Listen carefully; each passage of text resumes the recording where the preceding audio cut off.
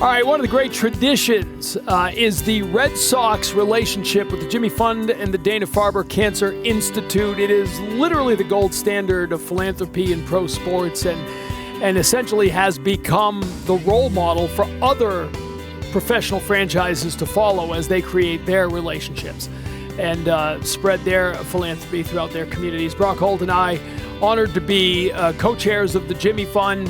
And Brock has pulled himself away from his adoring crowd to join us to talk about that with Dr. Benjamin Ebert, who is the president and CEO of the Dana-Farber Cancer Institute. Thanks for coming up. Thank you for having us. It's not easy. You have to fight your way through Brock's adoring crowd. That's right. It's just he's got half of Tennessee here. It's impressive.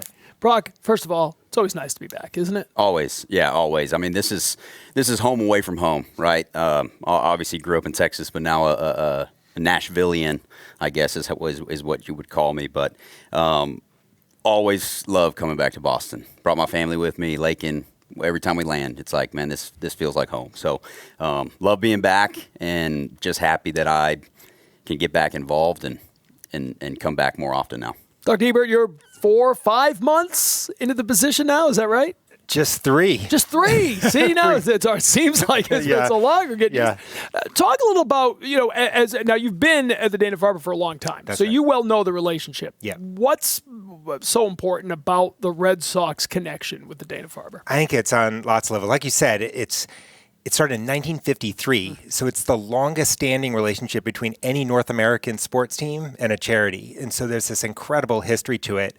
Enormous contributions from Ted Williams, who lost a brother to leukemia and was devoted to Dana-Farber 40 years after he stopped playing. And actually, there's a signed ball, as I've told you, from Ted Williams in my office. It's been there for decades.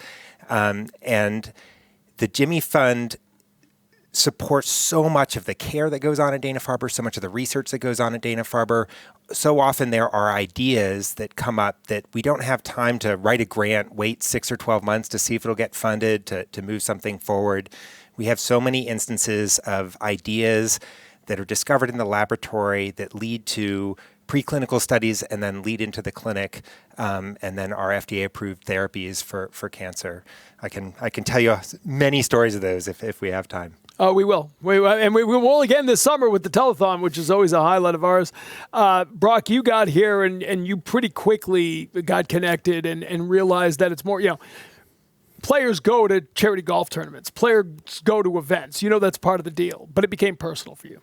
Yeah, it did. I think, from the time I got here, first spring training, Lisa brings the teens down to spring training, and I learned about it really quick there. And obviously I was gifted to be able to play baseball for a living and given a platform where people think I'm a lot cooler than I actually am. So for me, a part of that is helping out however I can. And I've always loved kids. And I just started to build relationships with patients, with families. And for me, it became more than just going to the visits or going to the clinics and visiting. And it became about those relationships, not only with the patients and the families, but with the doctors and nurses and the staff at the Jimmy Fund. And any way that we can help. I mean, we did it when we left Boston, and fortunately for me that they asked me and you to co-chair the Jimmy Fund, and I couldn't be more excited to be back and be able to hopefully continue to build those relationships and help however I can. Dr. Ebert, when you hear that and when you see these players who he's downplaying it, but these players have incredible platforms, incredible followings, right? And they say, you know what?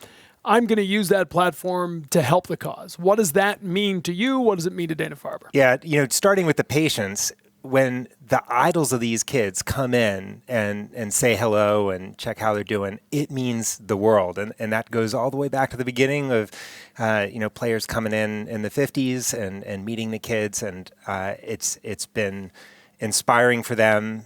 The World Series trophies have come in each time and everybody gets to touch them and see them. So that by itself is enormously meaningful. And then it's been a platform for Dana-Farber to show all the progress we're making in cancer research and in new therapies for cancer. And it's been important to share with the world how much cancer therapy is changing over the years. Brock, again, it's one thing to go visit. A lot of players done that. We've done that. But I think most everybody who wears a uniform at some point will go down and visit. You wound up taking a duck boat full of patients with you. I mean, that you carried this with you. You are still very close to families you met there. Again, the cause, not just the patients, but the cause itself resonates with you. Yeah, and I mean, I said this in an Instagram post whenever we were announced as co-chairs. It's like, I'm not as smart as Dr. Ebert, right? Like, I can't cure cancer. Combined, we are I'm not as smart I'm as not Dr. a scientist. I'm not a doctor, but I can love on people, and I can make a difference that way. And for me, it's about building the relationships. And like you said, I still FaceTime with a bunch of the patients and the kids that I became close with when I played here. We're getting ready to come back up to Stowe next month and ski with the Clarks in Stowe. So Clarks, if you're watching, shout out, get the mountain ready because we're coming. But it's just, like I said, man, it's, even when I played here, like nobody remembers the big hit you had in the ninth inning or the play that you made. Like, for me, I'm going to remember the relationships that I built, and I'm not going to cure cancer. Like I said, I'm not a doctor, but I can do the other things behind the scenes and be a shining light in a kid's life or a patient's life, and do what I can to make a difference. We got to do it a few weeks back. We made a visit over to the Dana-Farber. His little look at our trip by as we got to meet some patients, not just in the Jimmy Fund Clinic with the kids, but over talking to the adults as well. We're going to come back to this guy. Okay. Yeah, he's busy with the show. He's busy with the show. What are you making? Nice. Gingerbread house? Wow. Good job. It's really good. That looks good. How old? 2 years old? Lisa told me last night we were making gingerbread houses, and I said, I am awful at making gingerbread houses. But she said she's going to find some kids who are really good, so that's where you come in, all right? And I'll put a little more here, and you can put some more lights right on that. How's that? Does that work? Want to make more? What the heck? I already messed up once, let's mess up some more, right? Yeah. What are they going to do? We're going to use all the frosting. Yeah, what are they going to kick me out? Let's do it. Get it through there. Perfect. Nice. That looks great. Got it. Awesome. All right, where do you want more? Where do you want more at? You want it on this side? Right here? Okay. Oh, and look, and he's kneading it. You gotta break soften. it up. You gotta soften it up a little bit. All right.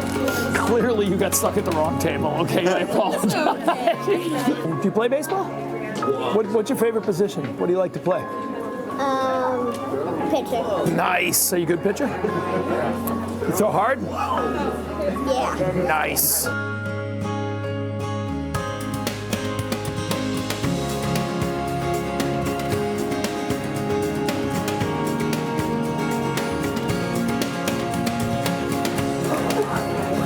Hey, that's a frosting 5. That's not a high 5. That's a frosting 5. See who can do the bigger cheese. Ready?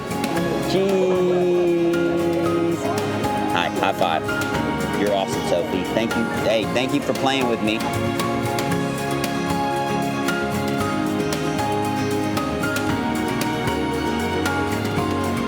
Bye. Bye. Bye. It's an amazing place, and the connection between the team and the hospital continues today with the team captain, Garrett Whitlock, joining us now. How you doing, Whit? Doing good. Thanks for having me. You know, you get involved in this, and I remember talking to Brock about this way back when, but you get involved in this, and then you have kids, and that's where you are now. And it suddenly hits you all different, doesn't it? Yeah, I mean, I remember saying this last year. You know, it was so different, like doing this as a new father than it was like just being another normal guy. I mean, it just changes your perspective completely, and you know, it really makes you just appreciate and just enjoy the time with the families more. And I mean, it's just a super special thing to do. Ben, when you see the legacy and the connection continuing, right, being passed on to Whit, like it's almost self-sustaining. You never take it for granted. But the fact that you don't have to come over here once a year and knock on a door and say, who wants to help? This is just being passed on from veterans to young players. The Red Sox have really taken it personal. Oh, it's such a great tradition to see it passed on, the commitment of the organization to continue to have the next generation of captains, to pass on that mantle and to continue to get to know. And then each generation sees it with fresh eyes and sees the amazing stuff that happens and gets inspired, and that inspires everybody to see people. And, what you said resonates. I worked at Dana-Farber before I had kids and walked by the Jimmy Fund Clinic every day. And then first time you have kids, you walk by and you see it totally differently. You imagine, what it would be like, and rededicate ourselves to doing everything like we can for those kids. No doubt about it. I mean, I grew up here, and my earliest memories of coming to Fenway Park and putting change. You'd save up your change and put them in the cans. And you guys came here. You didn't grow up here, but you got here as Red Sox players. Do you kind of remember somebody telling you about it, or your first visit? I mean, talk about your early memories of getting connected with the Jimmy Fund. Yeah, I mean, I think for me, I said it earlier, it was as soon as, my first spring training with the Red Sox, I got traded over here after the 2012 season. First spring training with the Red Sox in 2013 when Lisa brought the patients down, the teen patients. They do the spring training trip every year. And I was kind of curious about, obviously went out there and visited with and signed and took pictures and stuff, but I was curious as to what it was. And from that point, I just I think at the time, David Ross was captain, Will Middlebrooks, I think they were co-captains. So started asking questions and then started making visits and just kind of fell in love with it and knew that I wanted to be a part somehow. I wasn't expecting to be the captain or whatever, but the next year they asked if I wanted to do it, and it was an easy yes for me, and it just grew from there. How about you, Whit? Yeah, I mean, pretty similar. I mean, Eovaldi is the one that kind of just took me and was just like, hey, listen, like, you don't have a choice, but at the same time, as soon as you get a part around this, you're going to want nothing other than to just be around it. And it's so true. I mean, and like Brock said, you form a brotherhood with the guys that have done it, and it's just a special connection because, again, as soon as you are around a single person that has anything to do with the Jimmy Fund, it's just an automatic just draw to these people and to these kids and to these families, and it's so just like amazing to be a part of, and it's one of those things that, I mean, like I said, as soon as you're around it, you want to be like all in. The great thing is that their work allows you to raise more money, and this all costs money, right? The research, the care, all of it costs money, and you have the Red Sox helping you in getting that word out. Where's the money go? Tell us what happens when we put those coins in that can, when we call into the telethon. Where's it going? So part of it goes to research, always wanting to push the boundaries, and we've always tried to be right at the forefront, starting with kids with leukemia. Used to come to, not have any options, and Sidney Farmer got the first remissions, first cures. Now we cure 90% of childhood leukemia. In the adult world, just one disease after another is getting new drugs. There's many new drugs every year, and progress is being made very fast.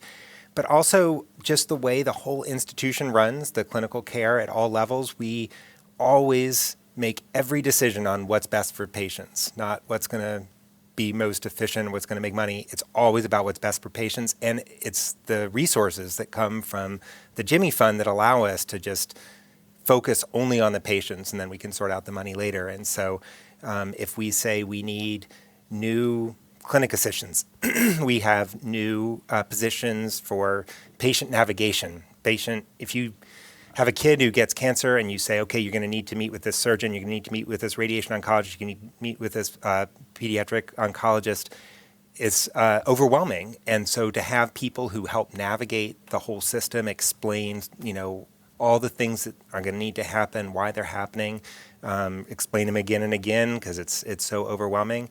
So we just need to always make sure that we're doing everything we can to help patients. And you feel it, I think, as soon as you come into the Dana-Farber. It's the person at the desk, the person who parks the car, the person at the cafeteria, the person who checks in the patients, and the doctors and the nurses. And we're able to attract those best people and really sustain that culture, in part because we have the resources of the Jimmy Fund. You see it anytime you go down, right? It's a cliche, but I say it every year in the telethon. I talk to players. You go down with the idea being that you're going to brighten their day, and inevitably you come back having your day brightened by what you saw. Yeah, it changes you. I mean, it changes you from the inside out. You go in and, I mean, like you just said, like even the person parking your car has just got the biggest smile on their face, like, hey, so glad to see you, so glad you're here. And it's just so amazing to see just from the moment you're there to the moment you leave, you're just wanting to be like, man, do I have to leave? Like, can I just go right back in? Like, this is amazing. And so it changes you from the inside out, and it's nothing but positivity there, and it's just amazing to see. Well, our last visit, we talked about it. TC, it was, we went to the Jimmy Fund Clinic and we made gingerbread houses, but we got a chance to go talk to some of the adult patients, and we weren't asking like, do you love it here? Like, what do you think? It was always like, these people are going through the most difficult time in their lives, and all they could say is how great the people who work there are. How if they weren't at Dana-Farber, they wouldn't be here, and that speaks volumes to the work that y'all do, and like you said, the culture that you've built from the people who park your cars to the cafeteria to the doctors to the science to everyone involved, and I think as baseball players, we're used to being in that team, that team aspect, and it takes every single person. And I feel like Dana-Farber is the best at what they do, and that's why people go there, and that's why it continues to be a place where people are being cured of diseases that weren't curable, years ago. So. Every August, we do the telethon. We tell these stories for 2 days, and it's always amazing. But we'll be doing it August 18th and 19th this year. And what always blows me away is it seems every year we hear stories about the latest breakthroughs, like every year. So every year, in 12 months, something remarkable has happened. What's on the horizon right now? Yeah, there's so much going on. There's some on the order of 200 new drugs for cancer in the last 20 years or so. It's an incredible revolution that's happening in front of our eyes. There are many things. There are many new ways of targeting the immune system to allow our own or the patient's own immune system to attack the cancer, and that's progressing incredibly well. There's ways. I think you saw a patient who had their own T cells, their own immune cells taken out, re-engineered to fight the cancer cell, reinfused back into the patient. But one of the other areas that's just moving at light speed is there's multiple new chemical ways of making drugs that target the proteins that drive cancer that we previously considered undruggable. That was a term that we just, all these proteins that we really needed to target to treat cancer, and we all called them undruggable because we didn't have any way of having a small molecule, having a compound inhibit or target that protein. And now there are a range of different ways of inhibiting those proteins that we wouldn't have imagined, some of them not even a few years ago. And they are progressing through drug development, clinical trials incredibly rapidly. And actually one of the holy grails was a protein called RAS that drives 90% of pancreatic cancer, about 50% of colon cancer, 30% of lung cancer. And even just 5 years ago, we thought this is still going to be really hard to drug, maybe never. And now there's more than 15 drugs in clinical trials to target RAS, 2 of which are already FDA approved. So we've got a whole center on that to try to figure out which of these drugs are working best, how we predict when they're working, how we find resistance to the drugs, and what we do if there is resistance. So things are moving at light speed. That's why we need the money. That's why we keep asking, and we will continue to ask, and that's why what you guys do is so important. And UTC, well, you're in this too, I'm buddy. in this too, thank yep. you. But not in, when I'm doing this, I let you guys talk. Whit, real quick, baseball question.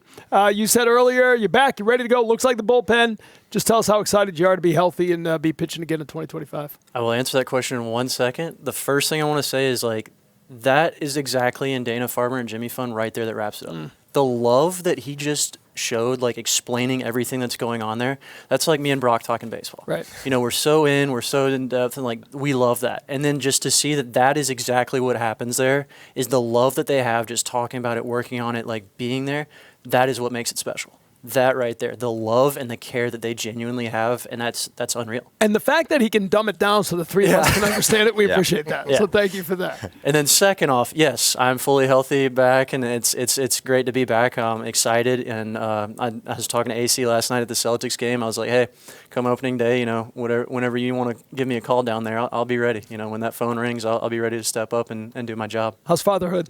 Amazing. I mean, as any parent knows, it's the best thing in life. It's so special. He ignored me this morning. Was it this morning or breakfast? He was on the phone FaceTiming. Yeah. So that's, I was saying bye to my little guy, and Brock walked by, and I was just like, I'll get you in a second. When Brock was playing here in Lake, and I remember at one point with the two kids and looked at me and said, "Does it ever get easier?" I said, "Yeah, they go to college." Like, you got 20 years, so it doesn't get easier for a while. 8-4 right now, and we're in the thick of it. You're in it. Yeah. You're in it. Thanks for coming by, guys. Dr. Ebert, thank you so much. Thank you. Jimmy Fund Radio Telethon coming up August 18th and 19th. But don't wait till then to pick up the phone and make a donation. You heard the amazing work going on. We're going to talk a little about that with a man who has survived cancer and is now coming back to pitch for the Red Sox. Liam Hendriks is going to be with us. Stay with us.